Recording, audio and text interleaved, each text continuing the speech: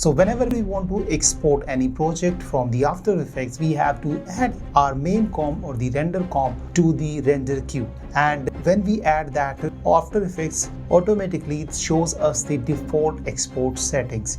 So if you want to change that, you have to click on this drop down menu, and then you have to choose some presets which are already there, or if you have created some presets that would also appear there, you can just select that. But this takes extra time, extra efforts, which is kind of annoying. So to avoid that, what you can do, let me show you how you can fix that, so that the next time you add any project or any comp to the render queue, it automatically shows you your desired preset or your favorite preset or your favorite export settings. First of all, you have to launch the After Effects and open any project. Whatever project you have open, just open that. And then we have to add that comp or the render comp or the main comp to the render queue. And in order to do that, you have to simply press Ctrl M or Command M if you are using Mac. Otherwise, you can just come on the top and select the composition and select the add to the render queue. And once you do that, After Effects will show you this default setting, which is H264 match render settings 5 Mbps. Maybe it could be different for you.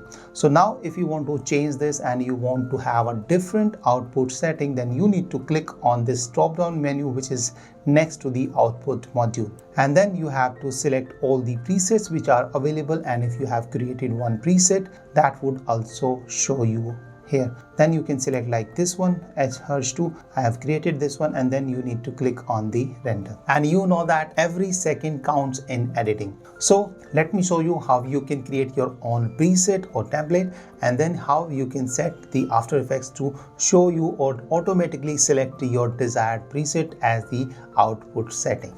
So just click on this drop down menu once again and select the Make Template. So this would open up this new window. Over here, you have to give your setting name. So I'm going to name it as test for tutorial. Okay.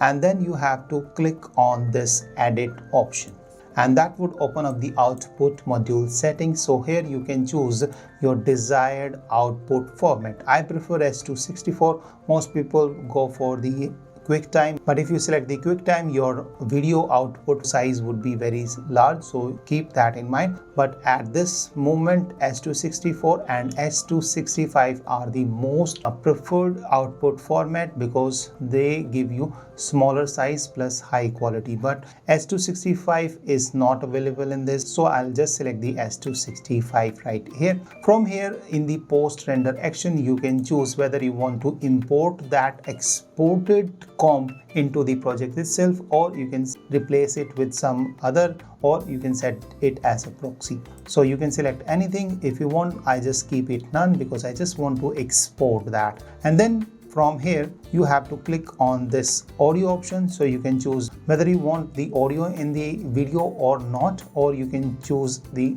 off. So if you are exporting for the stock videos or for any other purpose where you don't want the audio, then you can select the audio output off. And from here you can choose the quality. So 48 kilohertz is by default, and 16-bit audio and stereo, that is by default. And then you can select the format option, and from here you can target bitrate 320, which is the highest quality. And then from here you can choose the format AAC. AAC is good for the audio because this gives you the smaller size plus good quality. Okay, and you have to press OK, and then you have to click on this format option on the video output. So here we will decide what would be the quality of our output video. So from here, make sure you select the hardware encoding, not the software encoding. So the difference between hardware encoding and the software encoding is that hardware encoding would utilize your GPU power and software encoding would utilize your CPU power.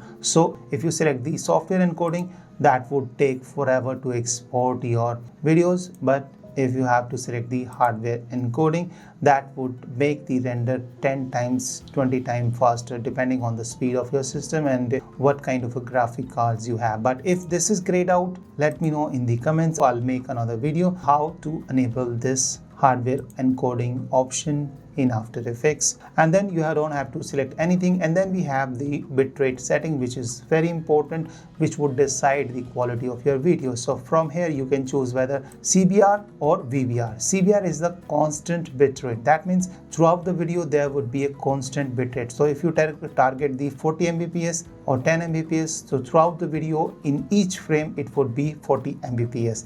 But if you select VBR, so VBR is variable bitrate. So if you select this option, After Effects would decide that which frames need highest quality. So it would automatically set the 40 Mbps if you have selected 40 Mbps bitrate for that particular frame, and wherever there is no need for that much of quality, so After Effects would automatically lower it down to 10, 20 or 5 or anything else, like where there is a static frame where there is nothing going on. So in that case, even with the lower bitrate you can get away with. But if your frame has the animations and other effects, in that case 40 Mbps would be great. So the only difference is that if you select the CBR, that would give you the highest quality, plus it would also increase the size of your video. But if you select the VBR, that would give you the best quality, not that best, but it would be best enough, and it would also give you the smaller file size. So that's the only difference. I prefer VBR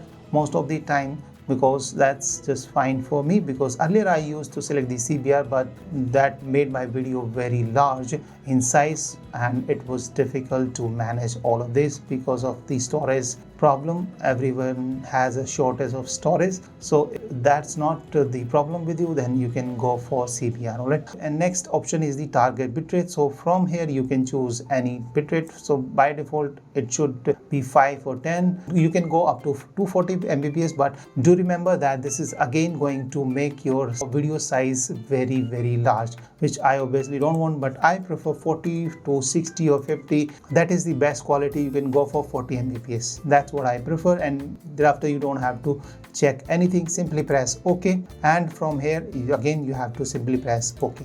Now we are back to the same output module template option. So from here on the top you will see the movie default option. You need to click on this drop down menu, and here on the bottom you will find the preset we have just created, like this is test tutorial, which is the name we have given in the settings name, and simply you have to select that and thereafter simply press OK, and done. And now let's test it out whether this works or not. So let me select this and delete it.